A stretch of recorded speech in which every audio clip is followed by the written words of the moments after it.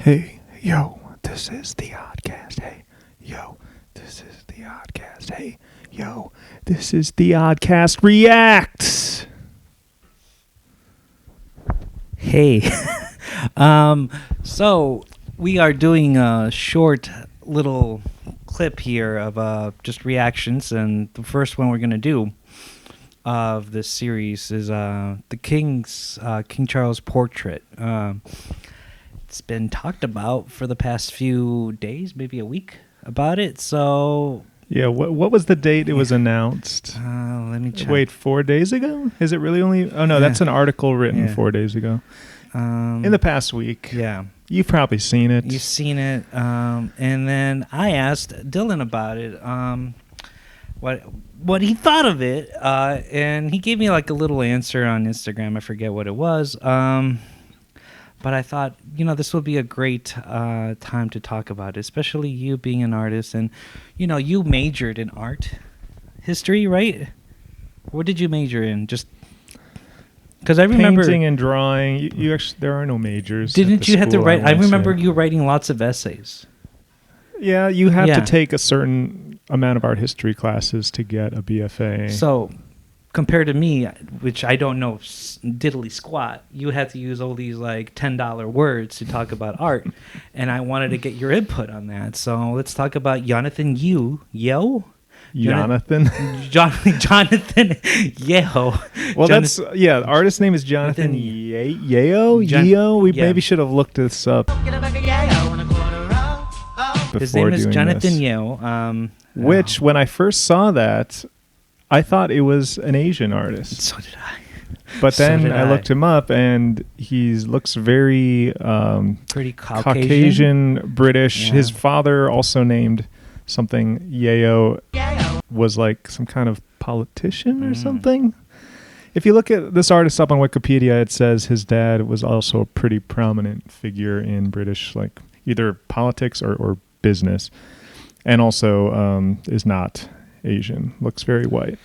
So but he got hired to do this. Yeah, I don't know why I was. He got hired to do this. That. He got hired to do a portrait of King Charles. I was going to call him Mr. King Charles. He worked so hard to be king, and by working, I mean he just had to patiently wait till his mother died. Yeah, and now here he is. Being the king, getting the portrait, and many months from now, he will die because he has cancer. He does? Yeah. So, I didn't know that. So rest in peace. Or rest in piss. The royal family has not had... Well, that would be if it was a abstract yellow portrait. Which would have been interesting. It would have been maybe much more appropriate. Have you heard of the famous artwork Piss Christ by a conceptual photographer? I forget his name. We should look it up, but no, don't know anything about it. Does he use urine? Yeah, look up Piss Christ for a second, because I think it's kind of similar. It's like abstract, one single color. The King Charles portrait is all red. Yeah, there it is. Andreas Serrano. So that's it. Okay, it's pretty cool. It looks like a photography. It is. It's a photograph. Okay. Probably an actual crucifix submerged in urine and then photographed. Oh. Submerged in a small glass tank of the artist's urine. Oh, you must have drank a lot of water. All right, cool. Yeah. Censorship by religion. Amen. The pandastry. Okay. We can cut this part out. I don't know if I want to actually start this with that. It's so cool. All right, so I wanted to get your input. What did you think of this when you first saw it, when you heard about it? Well, it's definitely shocking, and I think it's the right move for an artist in 2024 to do a royal portrait and do something pretty out of the box. If it was just like photorealistic, normal color background and stuff. And also the red, it comes from the color of, I think, like the Royal Welsh Guard or something, the uniforms that King Charles would have worn in his military service. I know nothing about the royal family, by the way, but that's where the red comes from. It's not like literally just blood, but everyone online was immediately like, it's the blood spilled by the British colonial machine. And which I do see that. But like it's funny because you saw the video when he takes it out that he gets scared from it, even though he. Oh, I didn't see the video. Even though he knew that it was going to happen. He knew what it was going to look like. Yeah, because he sat down throughout the whole thing. Yeah, I mean he did he did 3 sittings of it, so he did have to see it, and he still reacted like, oh gosh. Maybe he didn't. Maybe he thought the red abstract background. See, okay, let's see. Maybe this. the thing you see. Maybe he was afraid that it was going to fall on him or something. You know? What do you notice about this video of King Charles unveiling? They aren't even trying to hide it. What is that tweet? They're not even trying to hide it anymore. Isn't like, yeah, we kill people. We don't care. But what do you notice about the video? Like, play that again. Let's make it. Do you still, since Elon bought Twitter and made it X, do you still call individual messages tweets, or do you call them X's? Hey, did you get my X? Let's watch it again. I don't see anything except what you said, which is he looks a little startled. You're like, oh gosh, I think he feels like it's gonna fall on him or something. I think maybe he was shocked by the red. It's Hold on. quite intense. Did Jonathan Yeo added more hair to him? Well, yeah, in A real little. life he's quite bald, and especially like in the back. But you only see his front in the painting. So he made him look a little bit younger. I guess. I don't know. Is that what the tweet's referring to? No, I mean this online thing is talking about how this portrait is giving satanic messages. Oh, wow. Which I guess I don't know. I wanted to get your input. So you talked about the red. What do you think of the butterfly? Oh, right. I saw some article saying that's supposed to represent his like ascension to the throne somehow. The butterfly. Whatchamacallit, the metamorphosis from being a prince to a king. Maybe. Or maybe that's the spirit of his mother on his shoulder. The spirit of his mother on his shoulder. Okay. Here, I thought the portrait kind of makes him look a little shorter than I thought he was. I don't know how tall King Charles is, but his sons are pretty tall. Mm-hmm. So I figured he'd be like 6 foot or over, but something about the stockiness of his arms makes him look like maybe like 5'8" or something. As an artist, I've noticed this. Do you pay a lot of attention about the adjustments of height and weight? Yeah, I mean more than normal. In like of people in real life, or when I'm making art? Both, but I would like to hear both. But I am more curious about like when doing art, because I never noticed like how certain artists are more analytical when they see a statue. It's like, oh, the statue is supposed to be this longer when compared to that. Like what you're just saying about the shortness and heightness of Mr. King Charles. I mean, it all just comes down to proportion. Like it's a larger than life statue. It's already way bigger than him. So I'm just referring to the proportions of like the length. The hands are pretty big, which is another sign that like the limbs look shorter just because the head and the hands are big. That's all I'm saying. It's a subtle effect, and it might have even been intentional to put more focus on the face and hands. How much research did you do into the artist's other work? Because I looked at his website. I did look at it. I mean, it's kind of mind blowing that he just had a big jump, because he did a lot of like celebrities portraits, like what the hell is his name? Cara Delevingne? No, what the hell is this guy's name? Gustavo from Breaking Bad. Oh, I don't know who that is. No, not Gustavo. Is his name Gustavo? You know, Pollos Hermanos guy. I never watched you've seen it. Okay. much of Breaking Bad. I saw. Okay. I don't remember who Gustavo is. Have you seen?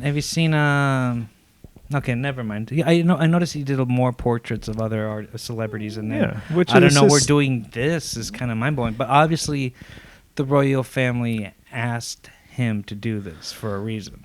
And in like 10 years ago, like 2013, 2014, he did another royal portrait of a woman, like Duchess of something. I'd have to look. Yeah. So he's been doing these royal portraits for a while. Okay. But this is probably the most high-profile one he's done. Yeah. But he does this style a lot, like just rendering the face and the hands and then having everything else, including the clothing and the rest of the body, be very abstracted and Just be a certain color, but with different hues. yeah. Or different shades and highlights. I don't know. The first thing that I thought about when I saw the butterfly is I remember when he did a trip in Mexico. He went to Angangel, Michoacan, that's where all the monarch butterflies migrate to. And he said that it was one of the most beautiful moments he's been in his life. And you see, like, there was like an image of him just sitting down and just meditating and seeing all the butterflies around him. So I thought it was maybe that, but there's no mention of that whatsoever in the news. So. But other than that, I just think it's like really like you're making it obvious. Like I do want to talk about like it's blood of all the, people who suffered under British colonialism, but it's the same spiel that you hear from everyone saying the same stuff. But I was kind of blown away by that. I was like, really, guys, you just want to show this kind of thing? And I think could this be the first art piece that is abstract in the royal family? Yeah. And I also want to include like presidents and anyone from the political spectrum, like presidents of this country, the United States, or other countries. Because this is very progressive when it comes to that. I mean, it's kind of seems to be a trend in like painted portraiture of political leaders and stuff. Like even the Obama portrait by Kehinde Wiley has this. It's not abstract at all. It's like photorealistic painting, but it's got this wall of ivy or like green leaves behind Obama, which I don't think that had ever been done before in another presidential portrait. They're usually just like a guy's in front of a blank formal wall in the Oval Office or something. But I think because painting is so, I don't know, it's like such an old medium at this point. Artists have to do something a little new and shocking to make there even be a reason to do a painted portrait. So I think it succeeds at that, at doing something different. I doubt that the purpose was to reference blood, but it kind of has that immediate effect just because that's, as people, we have a visceral reaction to that much red in a figurative context. But it's not just red. There's like oranges and pinks and yellows. It's not like really a blood red painting, even though people keep saying that. There's a lot of it. I think looking at it close, I'm kind of surprised to see orange as well. But yeah, there's a lot of color in it. The artist is self-taught. He said he never went to art school, so he kind of taught himself to paint. I was surprised to hear you say that the king actually sat for the portrait, because to me it looks like textbook painting from a photograph. I was gonna say the same thing, dude. I was gonna say sorry to call you dude in that sense. That's fine. I don't know. I just felt weird. He's still trying to maintain those old school traditions of all right, stand up and just look at me, and then does the whole thing with the thumb. Did you see footage? No, I haven't seen it. I'm just imagining it. But he did say that there was 3 sessions of him standing and all of that. So well, see, look at this, the micro expression of the furrowed brow. That's a sitter's can't hold that for even 3 hours. My guess was that the in-person sitting was kind of just a photo op, and I'm having my portrait painted, but 90% of the work was done from photo references in Jonathan's studio later. Nowadays, you just need photographs to do that stuff. Yeah, right? Photos are a great artist tool, but I mean, if I'm wrong and he was painted entirely from life, that'd be awesome. But even the lighting looks like outdoor lighting, not artificial indoor studio lighting. It looks like sunlight directly on his head, so it even feels like it was just a snapshot taken outside. What do you think of his eyes? Do you think that there's regret in his eyes? Do you think he's satisfied with his life being complete? There's definitely a sadness and a heaviness. Some regret. I think there's regret, but we all have regrets. Yeah. As Jay-Z once said, in order to survive, you got to learn to live with regrets. Yeah, Jay-Z, I butchered that. This reminds me of another famous right. painting. Queen Elizabeth had her portrait painted by at her time, like the most famous figurative portrait painter, Lucian Freud. No. You should look up Lucian Freud, Queen Elizabeth, because that was also controversial for another reason. It's a very modest, small portrait, but I'll let you make. I want your reaction to it. Oh my God! Really, that? Like, pick up a big photo of it. Oh my! And it looked like she actually sat for it, because Lucian Freud doesn't paint from photographs. He only really paints from life. And there's photos of her sitting in front of him. Oh, that's intense. That. What do you think? Give your honest opinion. It looks like a. What were you gonna say? It looks like a drag race artist. Like I cannot see if it's a total androgynous person. Yeah, I have a lot of people comment on the fact that she has a 5 o'clock shadow. Her chin is like gray with like stubble. And you know those like you know those things like those like optical illusions where like you see two faces but it could be a cup. Oh yeah. Like you can kind of see it from here a little bit. Okay. And it also reminds me of like I forget his name, Gerald Scarfe, is that his name, from Pink Floyd The Wall? And, like he's very good at like doing like little squiggles and curves and making it look very odd. He also helped Disney's Hercules, which is kind of mind blowing. Yeah, so you I'll see have to that. look that up. He kind of gives like Ralph Steadman vibes, Gerald Scarfe, if that makes sense. Oh, and it's small? Yeah, it's very small. What the freak? And you can see where that lighting came from. It's just a pretty severe overhead light. She's sitting there, so her whole lower half of the face is in shadow. It's just really unflattering lighting for a female monarch.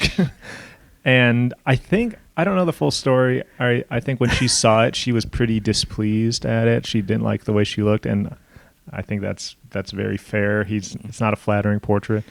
I don't know if Lucian Freud was trying to make her look bad, or if that's just I don't think he was. I think he was just doing what he does, which is paint people from life with all their warts and all. Portrait of Queen looking like a corgi. I can kind of see it a bit. But so yeah, that's just what this whole debacle, it's not really a debacle, this whole King Charles portrait thing reminded me of. Yeah, okay, cool. Anything else you want to add? No, not really. Okay. Well, this was a reaction to that. Thank you so much for watching. Don't forget to like and subscribe and leave a comment. We like those comments. Yeah. Yeah, I wanna quarter up. Oh.